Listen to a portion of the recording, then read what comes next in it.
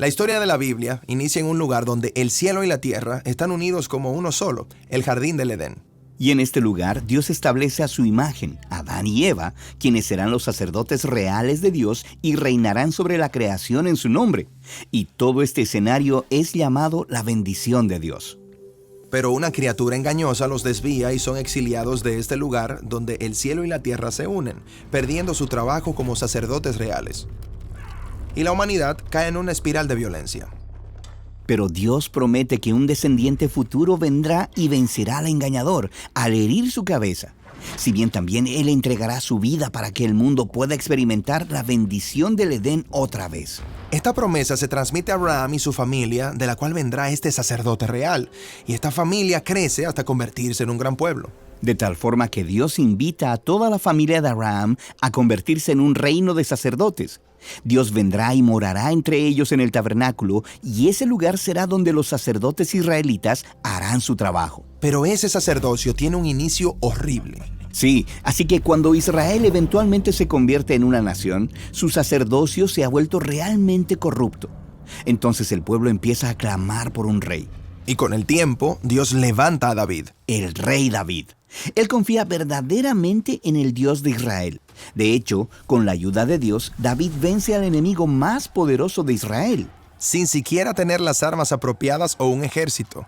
Ahora, al poco tiempo de convertirse en rey, David sube a las altas colinas en el centro de las tribus de Israel y establece la ciudad capital, Jerusalén, también conocida como Sión o la ciudad de David, y es como un nuevo Edén. Esta es la misma colina que Abraham visitó. Es donde se encontró con Melquisedec y donde Dios proveyó un sacrificio sustituto por los fracasos de Abraham. Exacto. Y es así como David trae el tabernáculo a lo alto de la ciudad para poder convertirlo en el lugar de la presencia real de Dios. Y durante la inauguración, David danza de emoción. Y no solo eso, él deliberadamente se viste como el sumo sacerdote de Israel. Y una vez que llega al tabernáculo, ofrece un sacrificio y hace un banquete para todo el pueblo y los bendice. El rey David está actuando como un nuevo tipo de sacerdote. Así es, y Dios lo aprueba.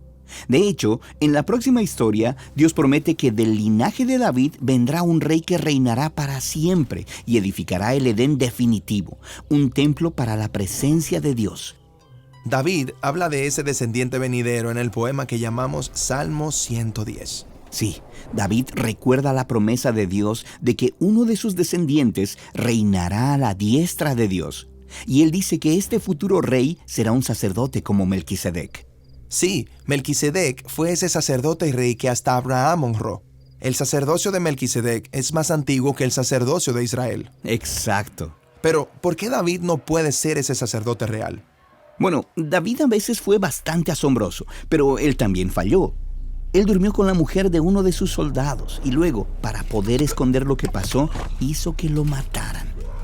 ¡Qué horrible! Sí lo es.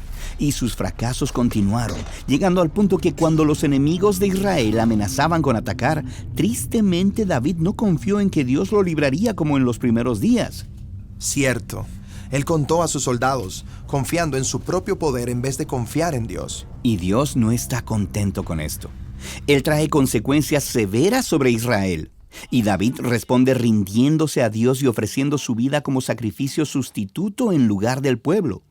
Como Moisés, quien se ofreció a sí mismo por los pecados del pueblo. Y es como Isaac, quien fue ofrecido por los pecados de Abraham, pero luego Dios proveyó un sustituto. Ya entiendo. Hay un patrón aquí.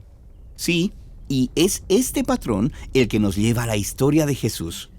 Él afirmó ser el sacerdote real al que apuntaba la historia, quien traerá las bendiciones del Edén y restaurará a los seres humanos al llamado perdido para cumplir las promesas de Dios a Abraham y a David. Y es su historia la que veremos a continuación.